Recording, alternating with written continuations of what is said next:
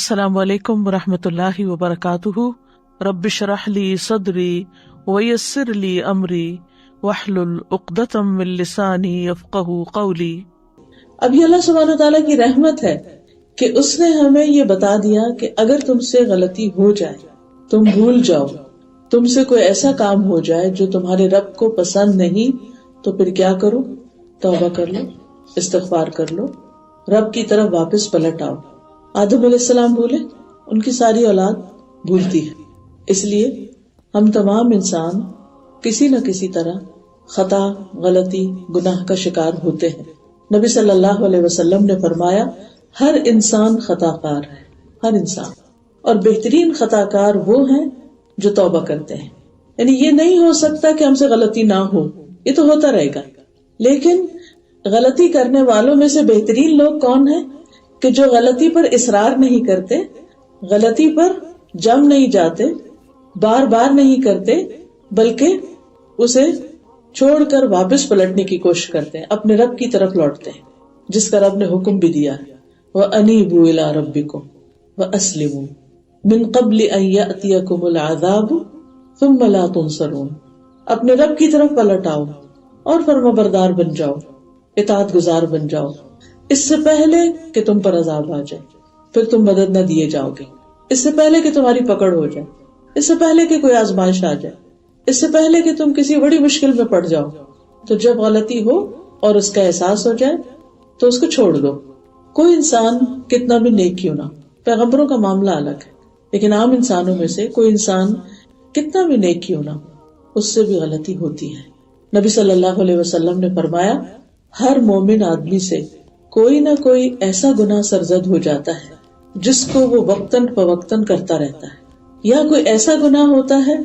جس کو وہ مسلسل کر لیتا ہے، یعنی اس پہ قائم رہتا ہے، وہ اس کو نہیں چھوڑتا حتیٰ کہ وہ دنیا چھوڑ جاتا ہے، یعنی موت تک وہ غلطی اس سے ریپیٹڈلی ہوتی رہتی ہے۔ مومن کو اس حال میں پیدا کیا گیا ہے کہ وہ فتنوں میں گھرنے والا، توبہ کرنے والا اور بھولنے والا ہوتا ہے، یعنی کسی مشکل میں پڑا پھر اس نے توبہ کی، پھر بھول گیا،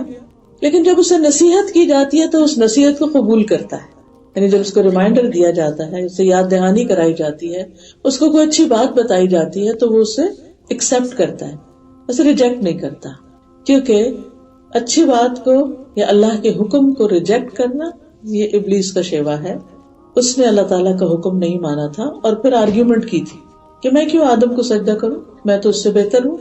مجھے تو نے آگ سے بنایا، اس کو مٹی سے بنایا، لہٰذا میں اس سے بہتر ہوں تو میں اس کے آگے نہیں جھکوں گا۔ اور پھر اللہ تعالیٰ جب ناراض ہوئے تو کہنے لگے فَبِمَا أَغْوَيْتَنِي، یعنی اس وجہ سے کہ تو نے مجھے یعنی بھٹکایا، تو مجھے حکم نہ دیتا تو میں اس مشکل میں نہ پڑتا۔ تو یہ ابلیس کا طریقہ ہوتا ہے، غلط کام کرنا، تکبر سے کرنا، دھڑلے سے کرنا، اور پھر کوئی روکے یا منع کرے یا نصیحت کرے تو اس کی نصیحت قبول نہ کرنا، اس کے ساتھ بحث مباحثہ شروع کر دینا اور اسی کو مورد الزام ٹھہرانا، بات دوسرے پر ڈال دینا،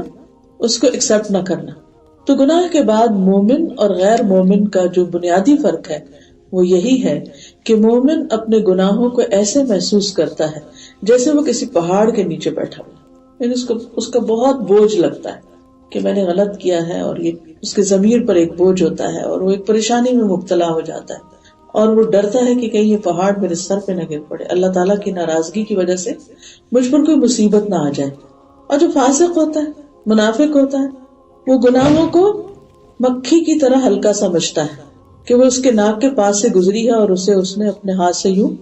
بے پرواہی سے اشارہ کر کے ہٹا دیا، یعنی گناہ ہوا تو سو بار سبھی کرتے ہیں، یعنی اسے اپنا گناہ، اپنی غلطی محسوس ہی نہیں ہوتی۔ تو جس شخص کو گناہ کا احساس ہی نہ ہو، اس بات کا اس کے دل میں خیال ہی نہ آئے کہ وہ غلط کر رہا ہے، وہ توبہ تو نہیں کر سکتا، معافی تو نہیں مانگ سکتا۔ معافی تو وہی مانگے گا جو گناہ کے بوجھ کو محسوس کرے، اپنے دل پہ، اپنے ضمیر پہ، اپنے وجود پہ، اور وہ اس بوجھ کو اتار پھینکنا چاہتا، اس گلٹ سے باہر آنا چاہتا۔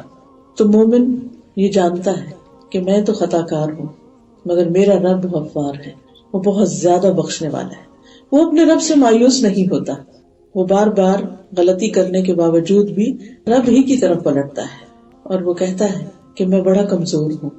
اور تو بار بار بخشنے والا ہے، میں بار بار گناہ کرنے والا ہوں۔ اور پھر انسان سجدے میں گر پڑتا ہے، کبھی تنہائی میں روتا ہے، کبھی اللہ کا ذکر کرتا ہے، کبھی صدقہ خیرات کرتا ہے،